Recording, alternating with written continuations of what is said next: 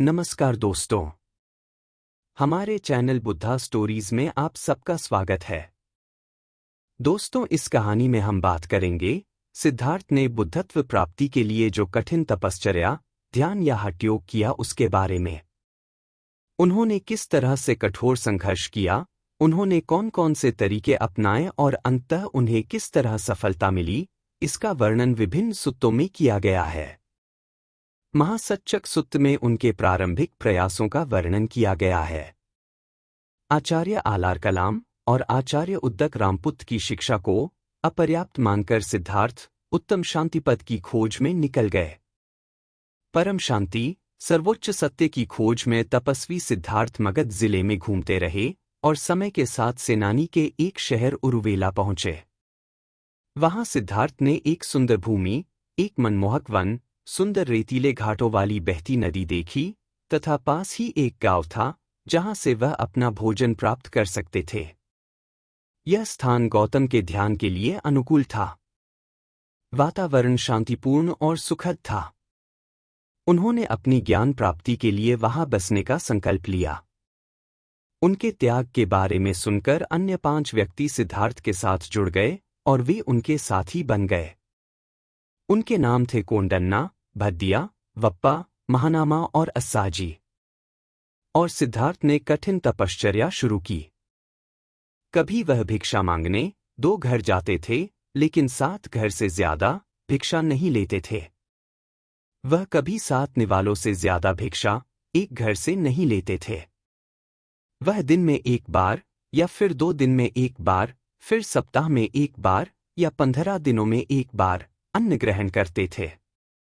समाधि के 8 चरण तो उन्हें पता ही थे, लेकिन उसके भी आगे कुछ और ध्यान के चरण है तो उसका भी अनुभव सिद्धार्थ करना चाहते थे।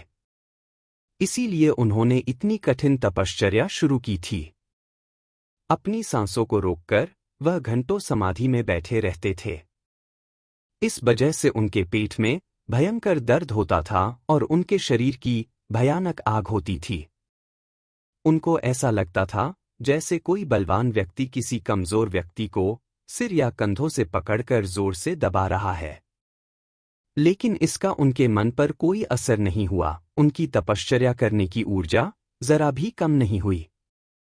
लेकिन इसका असर सिद्धार्थ के शरीर पर दिखने लगा था।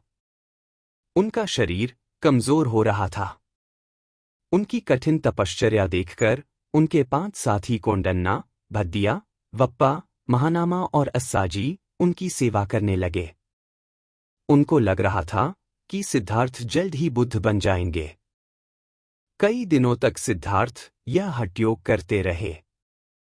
कड़कड़ाती ठंड में वह घने जंगल में जाकर ध्यान करते थे और रात को खुले मैदान में।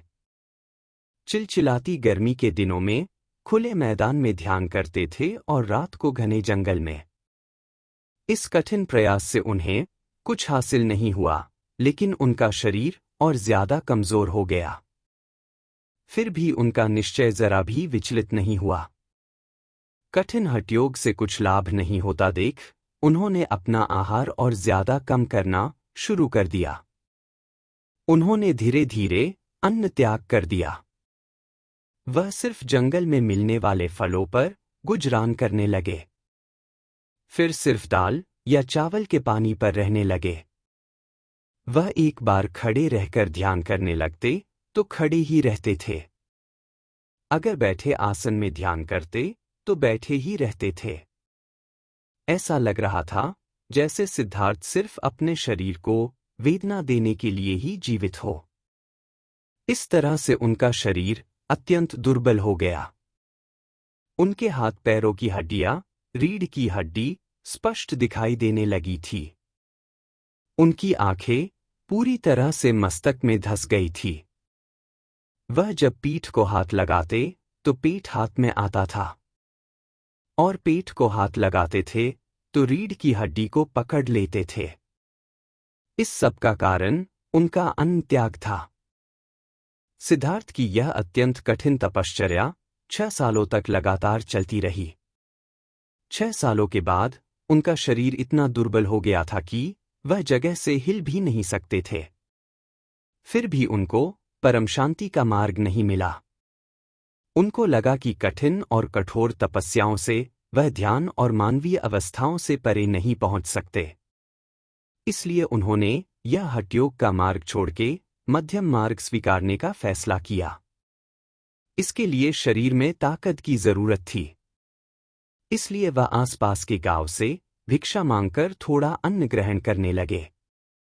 इस वजह से उनके साथ जो 5 साथी थे वह सिद्धार्थ से नाराज हो गए और सिद्धार्थ को छोड़कर इसी पताना चले गए, यह कहते हुए कि तपस्वी गौतम विलासी हो गए हैं, उन्होंने प्रयास करना छोड़ दिया है और आराम की जिंदगी जीना चाहते हैं। लेकिन सिद्धार्थ ने अपने प्रयास निरंतर जारी रखे और जल्द ही बुद्धत्व प्राप्त किया। दोस्तों, अगर वीडियो पसंद आया है तो लाइक और सब्सक्राइब करना न भूलें। धन्यवाद।